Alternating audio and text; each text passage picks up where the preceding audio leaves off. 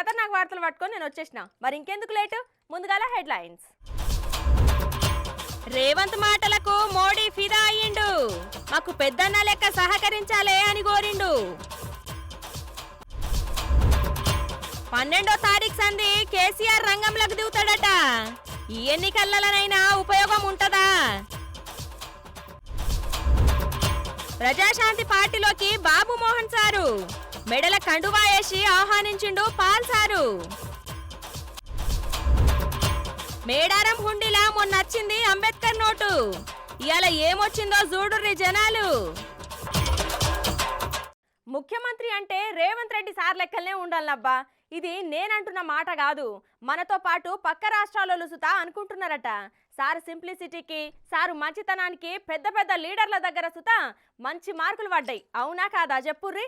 ఇప్పుడు సారు గురించి ఎందుకు చెప్తున్నా అంటే, ఇలా ఆదిలాబాద్ జిల్లా పర్యటనకు ప్రధాని మోడీ సారుకు రేవంత్ సారు స్వాగతం చెప్పిండు కదా. ఇది రేవంత్ సారు మాట్లాడిన మాటలకు మోడీ సారే మెచ్చుకున్నాడులా. చూడుర్రి ఏం మాట్లాడిండో.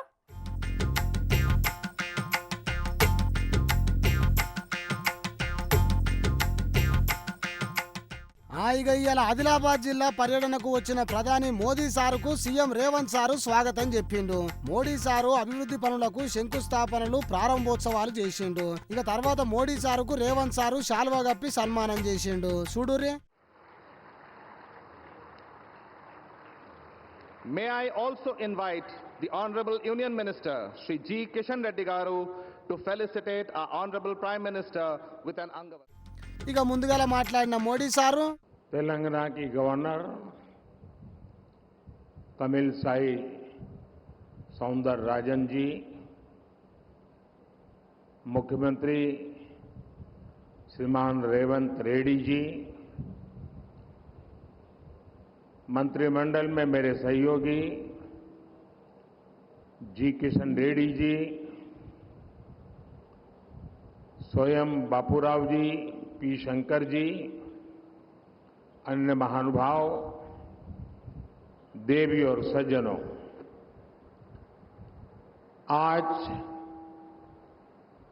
आदिलाबाद की धरती तेलंगाना ही नहीं पूरे देश के लिए कई विकास धाराओं की गवाह बन रही है। आज मैं आप सबके बीच 30 से ज्यादा विकास कार्यों के लोकार्पण और शिलान्यास, इसका मुझे आज यहां अवसर मिला है। 56,000 करोड़ 56,000 करोड़ रुपीस, उससे भी ज्यादा ये प्रोजेक्ट तेलंगाना समेत देश के अनेक राज्यों में विकास का नया अध्याय लिखेंगे। आज भी तेलंगाना में 800 मेगावाट 800 मेगावाट बिजली उत्पादन की क्षमता वाली एनटीपीसी की दूसरी यूनिट का लोकार्पण हुआ है। इससे तेलंगाना की बिजली उत्पादन क्षमता और ज्यादा बढ़ेगी, राज्य की जरूरतें पूरी होगी। अंबारी, आदिलाबाद, पिंपलकुट्टी, इस रेल लाइन के इलेक्ट्रिफिकेशन का काम भी पूरा हो गया है। आज आदिलाबाद, बेला और मुलुगु में 2 नए नेशनल हाईवेज का भी शिलान्यास हुआ है। మాట్లాడిండు సారు. ఇక కొసాకరికి రేవంత్ సార్ను పొగిడిండు. చూడురే. मैं फिर एक बार मुख्यमंत्री जी समय निकालकर यहां तक आए, मैं उनका भी आभार व्यक्त करता हूं और हम मिलकर के विकास की यात्रा को आगे बढ़ाए, इस संकल्प को लेकर के चले। बहुत बहुत धन्यवाद। ఇక అటెంక మాట్లాడిండు రేవంత్ సారు ఇనుర్రి. ऐसे कुछ डेवलपमेंट में आपके मदद हम मांग रहे हैं. आपके आशीर्वाद हमेशा हमारे सरकार के ऊपर, तेलंगाना जनता के ऊपर रहना. आप प्रधानमंत्री होदा पे अभी पहली बार जब हमारा सरकार बनने के बाद आप आए, आपको रिसीव करने में और तेलंगाना तरक्की में आपके मदद लेने के लिए हम लोग सब इधर हाजिर है. आगे भी केंद्र सरकार से हम कोई रणनीति या नहीं तो हम कि केंद्र और प्रदेश सरकार दोनों के आपस में एक ह्यूमन रिलेशन, एक ट्रांजैक्शनल रिलेशन, ये सब सारे रहे तो हम आगे तरक्की कर सकते हैं. आपके तरफ से जो अभी तक जो मदद मिला है, आगे भी यही मदद रहना बोल के हमारा गुजारिश అన్నాడు సారు. మీ సపోర్ట్ మాకెప్పుడు ఉండాలి, మీరు మేము కలిసి పని చేస్తేనే రాష్ట్రం అభివృద్ధి జరుగుతుంది, మీరు మా పెద్ద అన్న లెక్క అని అన్నాడు సారు. ఎన్నికల సమయంలోనే రాజకీయాలు చేయాలని, తెలంగాణ అభివృద్ధి కోసం కేంద్రంతో కలిసి ముందుకు పోతామని అన్నాడు సారు. హైదరాబాద్ లో ఉన్న మూసీ నది అభివృద్ధికి కేంద్రం సహకరించాలని సీఎం రేవంత్ సారు రిక్వెస్ట్ చేసిండు. नरेंद्र मोदी जी, हम हमारे हिसाब से प्रधानमंत्री का मतलब हमारे बड़े भाई के जो मदद रहे तो ही हर प्रदेश के मुख्यमंत्री उनके क्षेत्र में वो कुछ तरक्की कर सकता है, कुछ डेवलपमेंट को आगे ले सकता है. इसीलिए मेरा गुजारिश है, इस वक्त तेलंगाना अगर आगे तरक्की करना है, हम भी गुजरात जैसा हम आगे जाना है तो यहाँ पर आपकी मदद जरूरी है. अगर आपका जो सोच है 5 ट्रिलियन इकोनॉमी हम रीच होने के लिए इंडिया में 5 मेट्रोपॉलिटन सिटीज है, Delhi, Mumbai, Bangalore, Chennai, Hyderabad is one of the metropolitan city. We wanted to contribute your 5 trillion economy system. So please do support us in metro rail, in Musi River development. Why? Because you have developed Sabarmati River. We wanted to develop our Musi River all along with Hyderabad, which is 55 kilometers is there, which is we wanted to regenerate Musi River. All I need is your support. And moreover, we wanted to establish semiconductor industry. Recently, I have seen the government of India has announced for this encouragement and subsidies, incentives.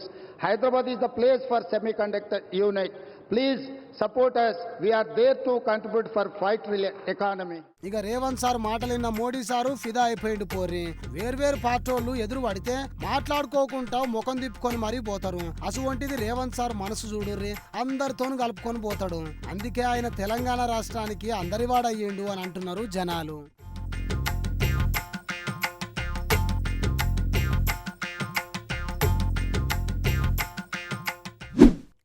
BRS party అధికారం కోల్పోయినప్పటి సంది KCR sir అసలు బయటికే వస్తలేడు. ఇక parliament ఎన్నికల దగ్గరకు వచ్చుడుతోని రంగానికి సిద్ధమంటున్నాడట. Assembly ఎన్నికలలో ఓడిపోయి ఇజ్జత్ పోగొట్టుకున్నాము, ఇప్పుడు లోక్సభ ఎన్నికలలో మెజారిటీ సీట్లు రావాలి అని చెప్పి యాక్షన్లకు దిగుతున్నాడంట. మరి ఆ కథ ఏందో చూడాలే కదా, పారి చూద్దాం.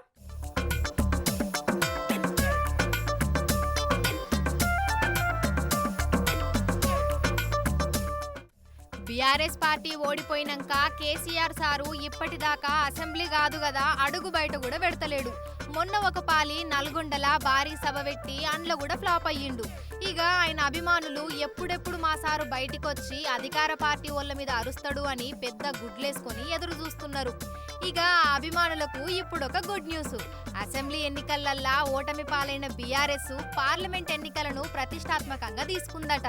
లోక్సభ ఎన్నికలల్లా మెజారిటీ సీట్లు గెలిచి సత్తా చాటాలని చూస్తున్నదట. ఇక గులాబీ బాసు కేసీఆర్ సారు పార్లమెంట్ ఎన్నికల మీద స్పెషల్ ఫోకస్ పెట్టినటనుల్లా.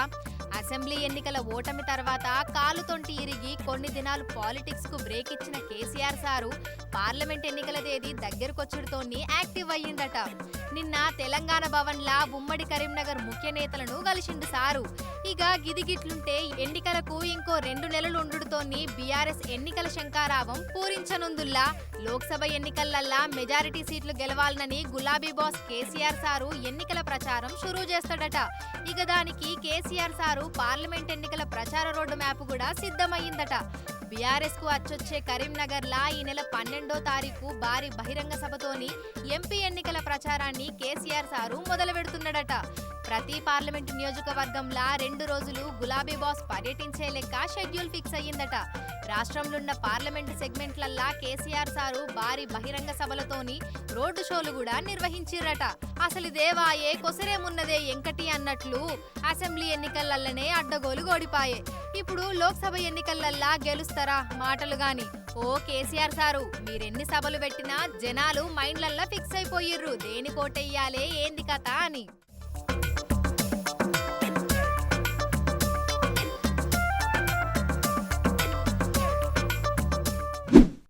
కమెడియన్ బాబు మోహన్ సారు రాజకీయాలకు పూర్తిగా ఫుల్ స్టాప్ పెట్టిండు అనుకున్నాం కదా. లేలే, ఇప్పుడు గట్టి షాక్ ఇచ్చిండులా. ఇప్పటిదాకా బాబు మోహన్ సారు బీజేపీ, బీఆర్ఎస్, టీడీపీలా పనిచేసిండు కదా. హే, గీ అన్ని బోర్ కొట్టినాయని పోయి ఏ పార్టీలో కలిసిండో చూడుర్రి.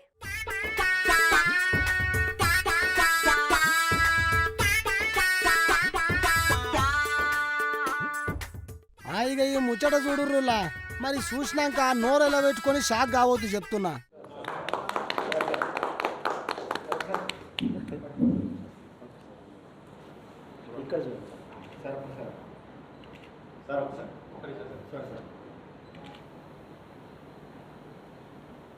ఇప్పుడు బాబు మోహన్ గారు మాట్లాడతారు. ఏంది ఇది నిజమా? బాబు మోహన్ సారు ప్రజాశాంతి పార్టీలో చేరిండా? ఏ ఊకోరి, ఆయన ఆ పార్టీలో ఎందుకు చేరతాడు? టీడీపీ, బీఆర్ఎస్, బీజేపీ పార్టీలలో పనిచేసిన బాబు మోహన్ సారు ఈ పార్టీలో ఎందుకు చేరిండు కావచ్చు. ఇక కండువ కప్పుకుండుగా పాల్ సారు మాట్లాడతాడంట. ఇనుర్రే. రిటర్న్ గిఫ్ట్గా తెలంగాణలో వారు గెలవాలి, మీరు గెలిపించాలి. లక్షల మంది క్రైస్తవులు, దళితులు, బీసీలు, ముస్లింలు, బడుగు బలహీన ప్రజలు. ఎందుకంటే ఇప్పటి వరకు కుటుంబ పాలన లేదా 2-3% ఉన్న కుల పాలనే జరుగుతుంది తప్ప అంబేద్కర్ ఆశించిన పాలన జరగలేదు. అంబేద్కర్ ఆశయాలు జరగలేదు. కనుక డాక్టర్ బిఆర్ అంబేద్కర్ ఆశయాలు నెరవేర్చడానికి కేసీఆర్ గారు అన్నారు కదా, దళితుని ముఖ్యమంత్రి చేస్తామని. చేశారా? లేదు. పోనీ ఇప్పుడు కాంగ్రెస్ పార్టీ అయినా ఏ పార్టీ అయినా ఏదో 2 సంవత్సరాలు దళితుడిని ఉమ్మడి రాష్ట్రంలో చేశారే తప్ప 60% ఉన్న బీసీలు కానీ 27% ఉన్న కాపులు కానీ ఈ 2 తెలుగు రాష్ట్రాల్లో ఒక్కరైనా ముఖ్యమంత్రి అయ్యారా? లేదు. కులాలకు, మతాలకు, పార్టీలకు అతీతంగా బాబు మోహన్ గారు క్యాంపెయిన్ చేస్తారు. ఆయన అనుచరులు క్యాంపెయిన్ చేయాలి. నేను కూడా క్యాంపెయిన్ చేస్తాను. ఇక పార్టీలో చేరిండు కదా, మోహన్ బాబు సార్ మాట్లాడతాడంట. ఇనురి. నాకు ఎంతో ఆత్మీయులు, ఆల్మోస్ట్ నేను ఫ్యామిలీ మెంబర్ కేఏ పాల్ గారికి. వారి బ్రదర్ డేవిడ్ రాజు గారు నాకు సొంత అన్న కింద. డేవిడ్ రాజు గారు నెక్టార్ గార్డెన్లో ఉంటున్నారు కనుక నేను కూడా సొంత ఇల్లు అమ్మేసైనా నెక్టార్ గార్డెన్లో ఉండాలని నేను నెక్టార్ గార్డెన్లో ఇల్లు కొనుక్కున్నాను. వారికి ఇంటికి దగ్గరలో, అంటే అంత ఫ్రెండ్షిప్ మాది. కనుక ఈ పార్టీ నాదే కిందే లెక్క.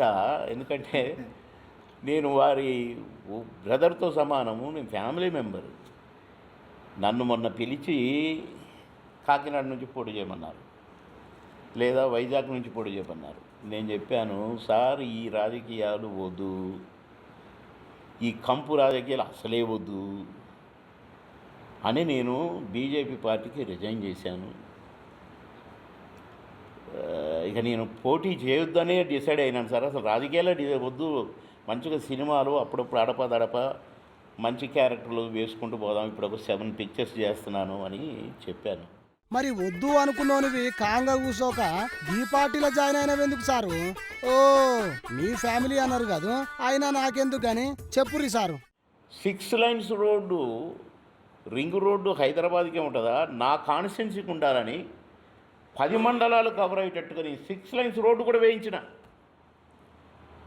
ఆఫీసర్లను, ఈఎన్సీలను పట్టుకొని నేను కేంద్రంలో మోడీ గారి డబ్బులతో, అది కూడా నేను టీఆర్ఎస్ ఎమ్మెల్యేగా ఉండి మళ్ళీ ప్రధానమంత్రి యోజన దాంట్లోంచి 6 లైన్స్ రోడ్డు కంది దగ్గర స్టార్ట్ అయితే ఫస్ట్ పుల్కల్ మండల్, తర్వాత అందోల్ మండల్, తర్వాత అల్లాదుర్గ్ మండల్, తర్వాత ఇట్లా 10 మండల్స్ కవర్ చేస్తూ ఏపిస్తే ఏపించినవు ఈసారు. సరే, వాళ్ళు నీకు టికెట్ ఇవ్వనప్పుడు ఇండిపెండెంట్ గా పోటీ చేయొచ్చుగా. ఎట్లా నువ్వు అన్ని పనులు చేసినావు కాబట్టి నువ్వే గెలుస్తుండే కదా. ఇక ముచ్చట మొత్తం చూసిరు కదా. రానున్న పార్లమెంట్ ఎన్నికలలో వరంగల్ పార్లమెంట్ అభ్యర్థిగా బాబు మోహన్ సారు ప్రజాశాంతి పార్టీకి వెళ్లి పోటీ చేస్తాడని పాలు సార్ అంటున్నాడు. ఇక గతంలో పనిచేసిన పార్టీలలో విలువ లేకనే ప్రజాశాంతి పార్టీలో చేరిండట బాబు మోహన్ సారు. బీజేపీ బీఆర్ఎస్ పార్టీలో ఉండి పార్టీ కోసం ఎంతో పనిచేసిన గానీ నాకు ఆ పార్టీల గౌరవం ఇయ్యలేదు. వచ్చే పార్లమెంట్ ఎన్నికలలో ప్రజాశాంతి తరపున నిలబడి తప్పకుండా గెలుస్తా అని అంటున్నాడు బాబు మోహన్ సారు. అవు సారు, పార్టీల గౌరవం ఇస్తలేరు అంటున్నావు. గడికో పార్టీ మారేటోళ్లకు గౌరవం ఉండదు సారు. ఇక ఇప్పుడు ఉన్న గౌరవం కూడా ఊడగొట్టుకుంటివి.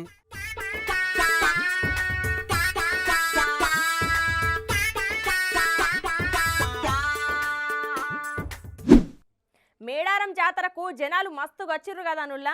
4 రోజుల జాతరకు నిలవండికే జాగసుత లేనంత జనం వచ్చిర్రు. ఇక జాతర ఒడుసుడుతోని హుండీలల్లా పైసలు లెక్క పెడుతుంటే మొన్న 100 రూపాయల అంబేద్కర్ నోటుని వేస్తే ఇవాళ చూడుర్రి హుండీలో ఏమేసిండ్రో. ఇక మొన్ననే చూసినాము, మేడారం హుండీలా నోట్లు లెక్క పెడుతుంటే అందులో అంబేద్కర్ ఫోటోతో ఉన్న 100 రూపాయల కరెన్సీ నోట్లు వచ్చినాయి. గుర్తున్నది కదా. గుర్తు లేకపోతే ఒక పారి చూడుర్రి.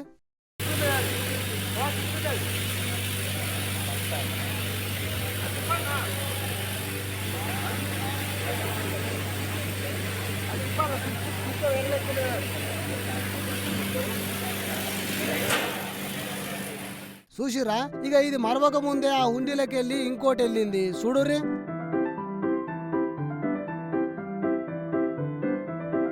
మా ఆయన బెట్టింగ్ మానేయాలి, మా అక్క కొడుకుకు ఐఐటీల సీట్ రావాలి అని రాసింది. ఇక ఇంట్లో తాగుబోతూ బెట్టింగ్లకు అలవాటు పడ్డ భర్త ఉంటే ఆ భార్య జీవితం ఎంత నరకంగా ఉంటుందో మనకు తెలిసిందే నాయే. చెడు అలవాట్లు మానేయాలని ఇద్దరి మధ్యలో దినం లొల్లి పంచాయతీ గట్టిగానే మోపైతది. అయితే బెట్టింగ్లకు అలవాటు పడి అలా భార్యను ఎంత విసిగిస్తుండో ఏమో గాని మా ఆయన బెట్టింగ్ మానేయాలి అని చిట్టీల రాసి సాక్షాత్తు మేడారం అమ్మవార్ల హుండీలో వేసింది ఒక భక్తురాలు. గట్లనే ఆ లక్క కొడుకుకు ఐఐటీల సీట్ రావాలని అమ్మవారిని వేడుకుంటా చిట్టీలా రాసింది. ఇక ఈ ముచ్చట సోషల్ మీడియాలో మస్తు చక్కర్లు కొడుతుంది పోర్రి. ఇవి మన ఖతర్నాక్ వార్తలు. మళ్ళీ తిరిగి రేపు ఇదే అలా కలుసుకుందాం. అంతవరకు నమస్తే.